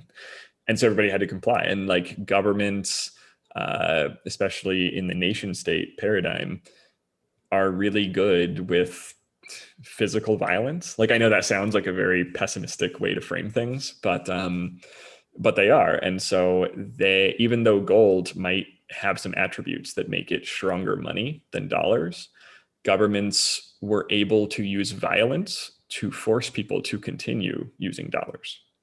And I think so that's where like Bitcoin gave me hope, I guess, is the attributes of Bitcoin. The fact that not only can they, not print more in the same way that they really can't print more gold, but they also cannot seize it as easily, made me especially excited about Bitcoin. It's a lot easier to prevent people from walking around with gold coins and like paying for stuff at stores with them. That like you can send agents of whatever organization you want around and like verify that that's not happening pretty quickly. But it's really hard to tell who is holding Bitcoin, because you can hold Bitcoin in your brain or on a bookmark or on a piece of paper, inside of a book somewhere, and you can cross borders with it. And so it is certainly possible for governments, intelligence agencies, what have you, to find certain Bitcoiners and make examples of them, maybe, and they can stop Bitcoiners individually, but they can't really stop Bitcoin.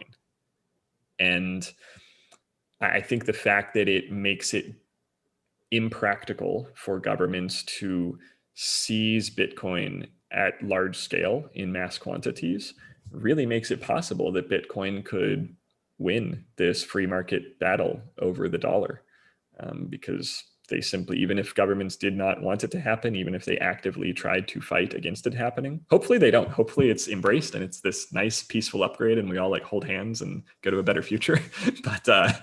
But even if they fight against it with all of their might and all of their, guns and tanks and whatever, I think that they could slow it down, but they can't stop it.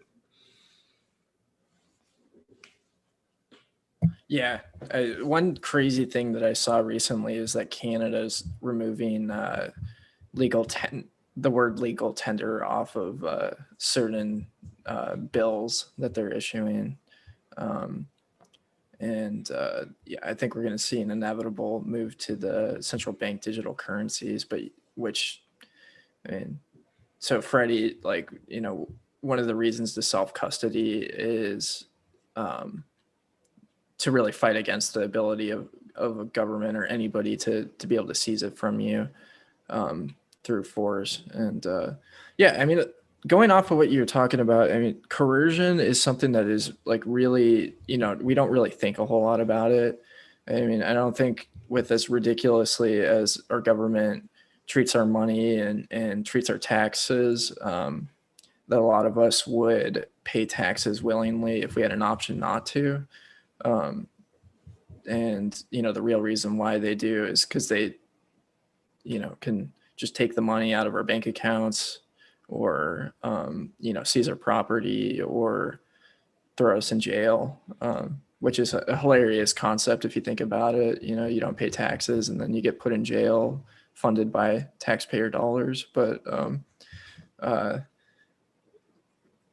yeah, it is really interesting. And that's one of the things I love about Murray Rothbard, is he really breaks it down really, really well into very simple terms, and another one that I've been reading is The Constitution of Liberty by Friedrich Hayek.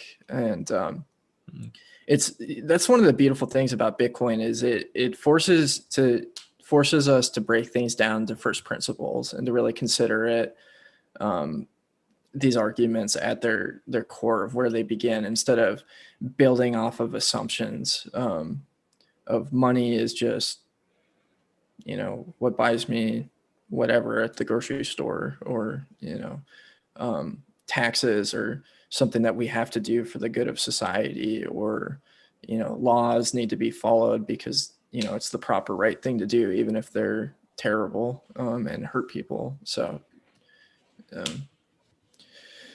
yeah. What do you think about that, Freddie?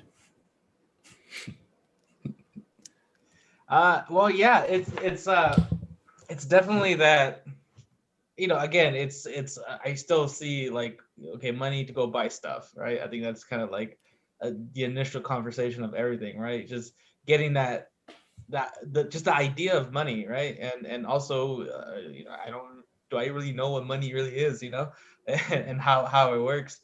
But it is a kind of interesting thing, because it's just like, just talking to my dad about, he's in the generation of like, okay, he was able to buy a house and he owns it, he pays it off, whatever.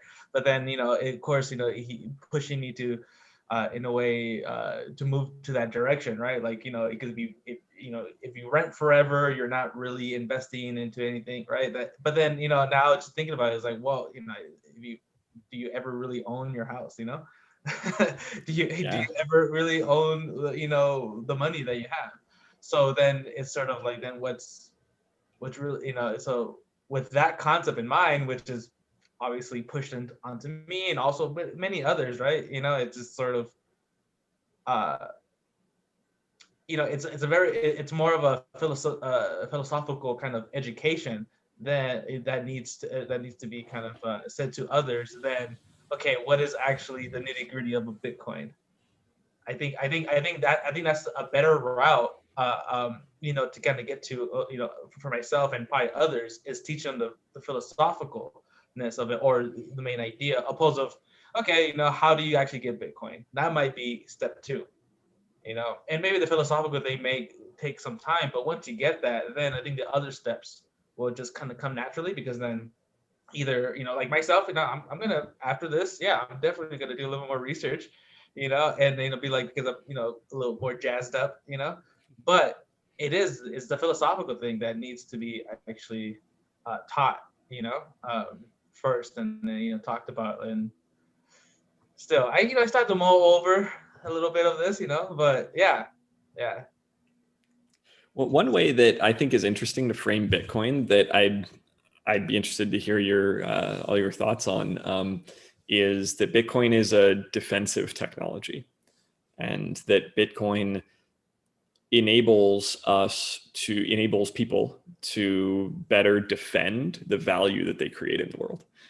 So if you go out there and you create value, you do useful stuff, you go to a job, whatever it is, start a company, you'll get compensated for that. And there's a variety of ways that you can try to store and protect that value. You can like buy dollars and stash them physically under a mattress. You can trust a bank to store your dollars for you. You can have bars of gold. You could buy stocks. But in every one of those cases, like if you have stocks, then maybe a criminal can't kick down your door and take them, but a bank can very easily reach into your account and take them, or a regulator can kind of take them away from you. And if you have stuff under the mattress, then maybe a regulator can't as easily take it from you, but a criminal could kick down your door and take it from you.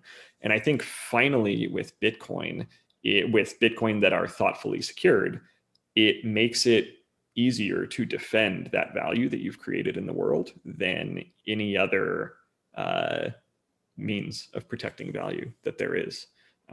It's defensible from, if you like, you can get fancy with it. You could stash the keys to your Bitcoin in multiple places, like lock boxes around the country, around the world. And maybe you need to get multiple of those keys at the same time in order to do a spend. And so in those scenarios, you can make it resilient to attacks from home invaders. You can make it resilient to attacks from, say, regulators or banks or even nations. And that gets really interesting. Yeah, and that sounds awesome. But it's just then it's the okay, okay, now I need to learn how to even, manage Google Chrome, right? It's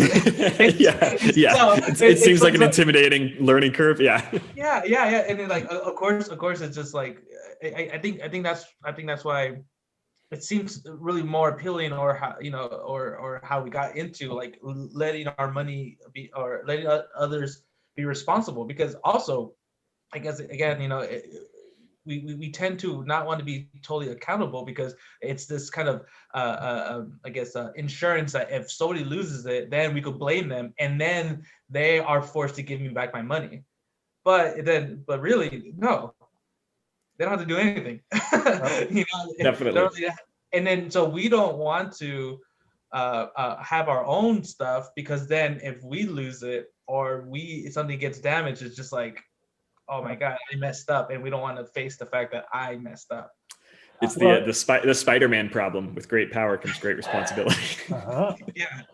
Well, and you have that same trade-off with gold, because most people don't ever take custody of gold, right? So they're trusting a third party, their bank or the stock market, or whoever that third party is, to hold the gold on their account. And so I think of, like, the question, like what is Bitcoin, right? Or what are dollars? What is gold, right? So and then you're really just starting to think about, like, what are the properties of money, right? That it's easily divisible, that it's like 1 bar of gold is indistinguishable from another bar of gold. But then, so Bitcoin is hard to understand until I heard somebody else say Bitcoin is energy stored digitally. And so, like, proof of work trades energy to create Bitcoin. And because enough people have all traded energy to create a Bitcoin, they're all willing to trade other things for Bitcoin. And so then it becomes this easily divisible, easily fungible. So, like, you don't care which Bitcoin you have. And so, to me, that's been something that like, so what is Bitcoin? It really just becomes, it's just power that's stored digitally, that somebody traded a whole bunch of power to create this. And so they locked in value when they did that. And now I can access that value to give it to other people, just like I wouldn't, and I don't need the energy delivered to me at any, just like I didn't need the gold, I just trade the contract, So that was an interesting analogy for me. Yeah, and I think the difficulty that you're talking about, the learning curve that you're talking about, is going to lessen more and more the longer it's around, and the more energy goes into it. And that's why I'm pretty passionate about trying to give exposure to companies that I really believe in, like Swan Bitcoin, where they are an education first company, and they really are built on principles, not like Coinbase, where they'll just list 1 million tokens and try and they do all sorts of sketchy stuff. I won't get into it, but like I feel bad. Like, when I first started out, I would point a lot of people to Coinbase just because I didn't really know a whole lot. But it's I think it's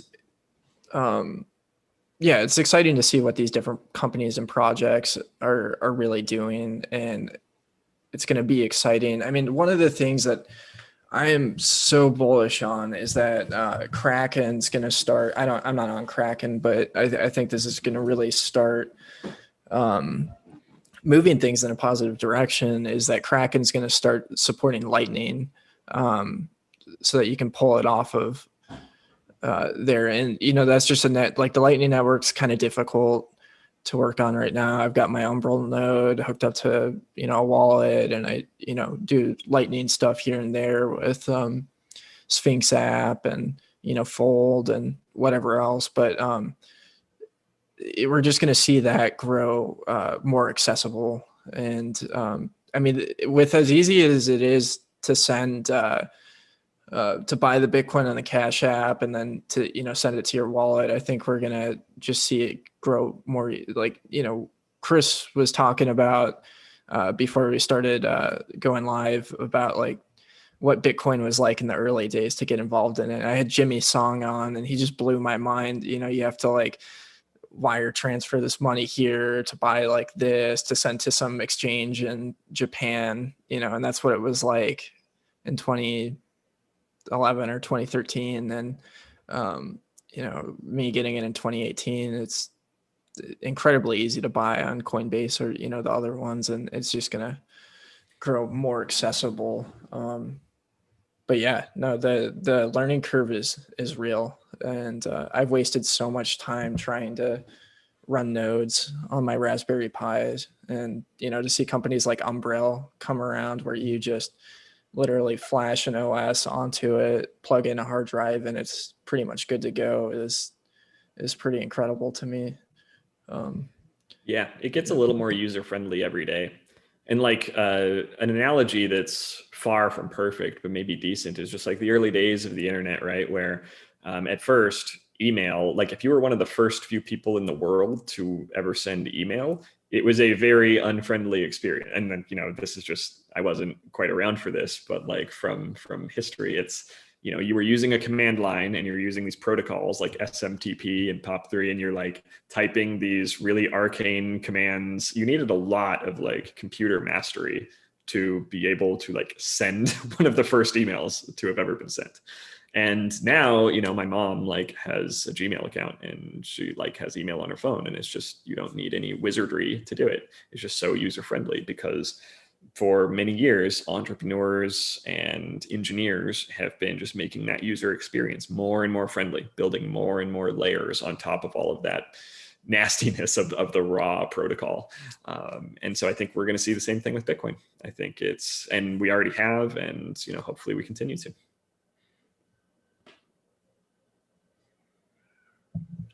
So kind of wrapping up, what are you guys most bullish about in going into 2021?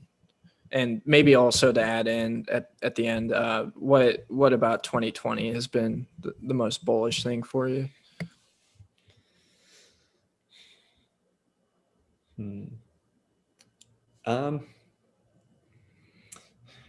I can take a first swing. I mean, I think mine are very connected as far as like what I'm most bullish about in 2021 and the most bullish thing I observed in 2020 so far. I think for me, it really is the MicroStrategy thing. I know it's probably top of mind. It's pretty common probably for Bitcoiners to mention that, but that happened so much sooner than I thought that it would.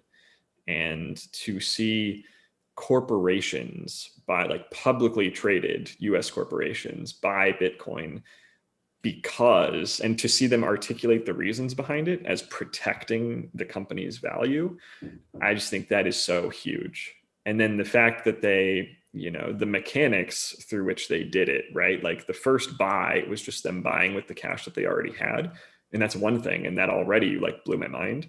But then when they issued corporate debt and like bonds to essentially buy more, I mean, in a way that is like creating dollars, like creating the weak money to buy the strong money. Bitcoin gets more valuable, dollar gets weaker.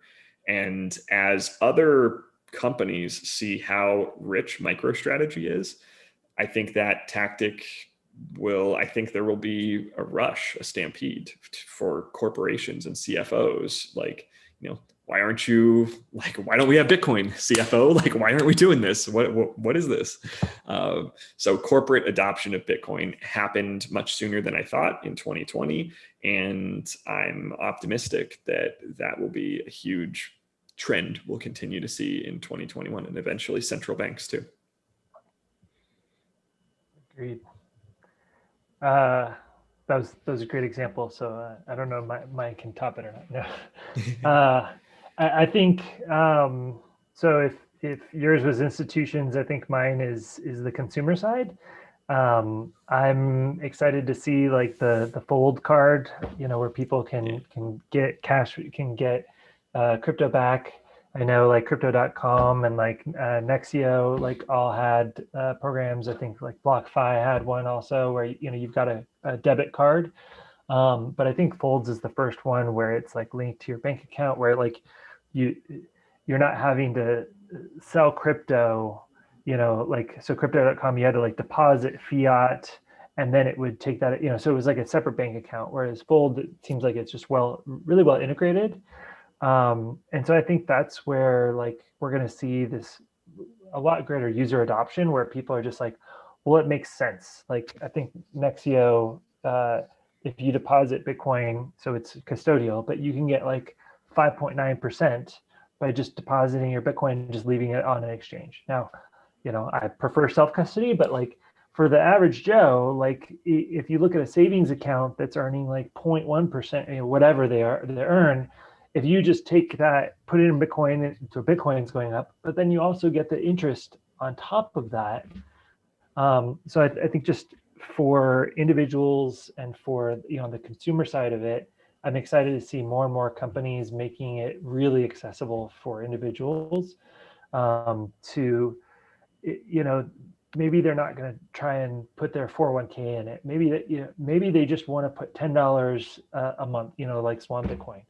um, it, those services are going to make it more and more mainstream where people hear about Bitcoin.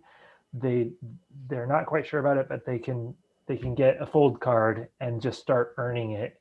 And then when they see it, when they're living it, when they see the number going up in their little account, that's when they're going to be like, oh my gosh, like this thing's awesome. I should put 5, 10, 20% in my retirement into that. So Definitely. And I'll just do a quick +1 to Fold. Like I love what the Fold team's doing. I think that's awesome. Yeah, they're pretty awesome. Yeah. Well, for me, it's just more of the education of just self-education about learning even more of it. Like, I guess just starting from even from the summer, I guess, Alex and I, we've been kind of just talking a lot more.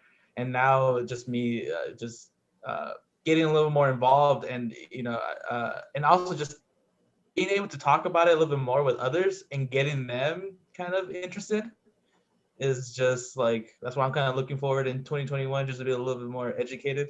To also get get others as well to kind of be interested in it. I'm not gonna preach their ears out, but at least get them interested in it. Awesome. Yeah. Yeah, MicroStrategy is pretty huge. I think mine are a little bit there's been just so many bullish things that have happened. It's been unbelievable. Like I got in like at the start of this last bear market in 2018 and followed the price all the way down to 3,000, then all the way up to 14,000, then all the way down to 3,000. And the price is exciting. There's just so many aspects of it. I think one thing I'm really excited about is we have our first Bitcoin congressperson in Kelly Lummis, and that's pretty awesome.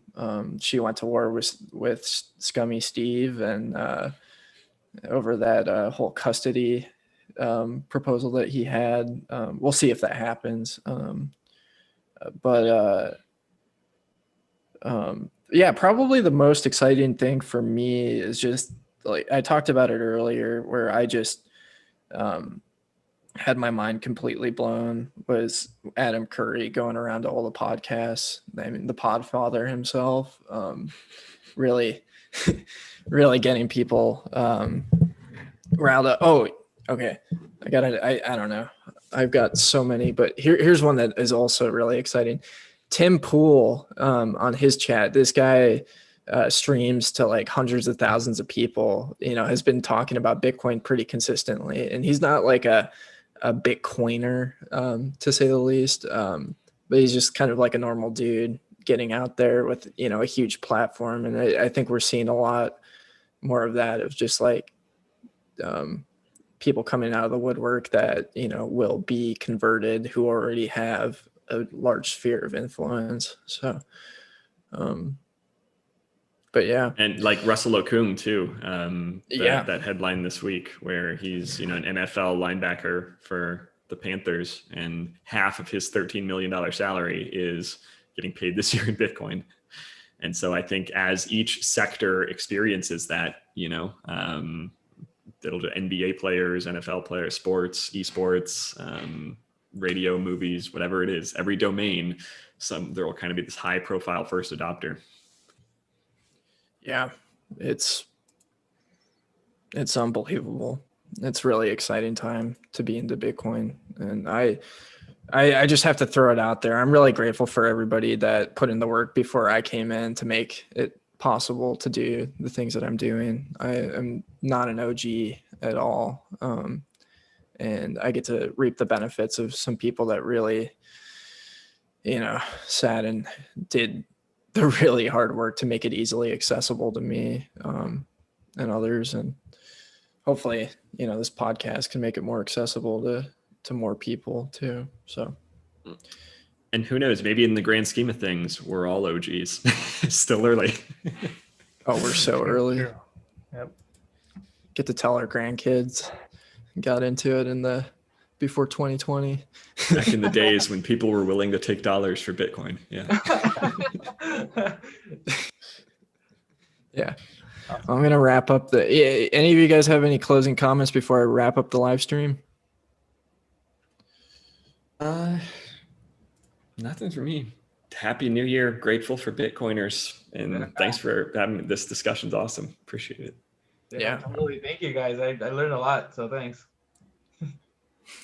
I think my thing, you know, Freddie, what you talked about, like just we all started at zero, you know, nobody's been in Bitcoin for 15 years, you know. So I think, you know, for anybody listening to this and watching this, like, you know, do your own research and just dive in, start somewhere, you know, like there's tons of great resources out there, and you know, just keep plugging away as much as you're interested in. Find the thing, you know, like Freddie, you're a musician, like there's cool projects, you know, around crypto and music, you know, and digital rights and, you know, publishing rights for artists. You know, not that I think you should like buy into the project, but just like this is what's possible when crypto like empowers individuals to get rid of like all of the intermediaries, you know. So I'm excited to see that roll out across every industry, you know, and to see it empower people to you know, get paid directly for the work that they're doing, you know. So I think that'd be cool. Mm-hmm. Onward and upward. Yep. Well, this is fun.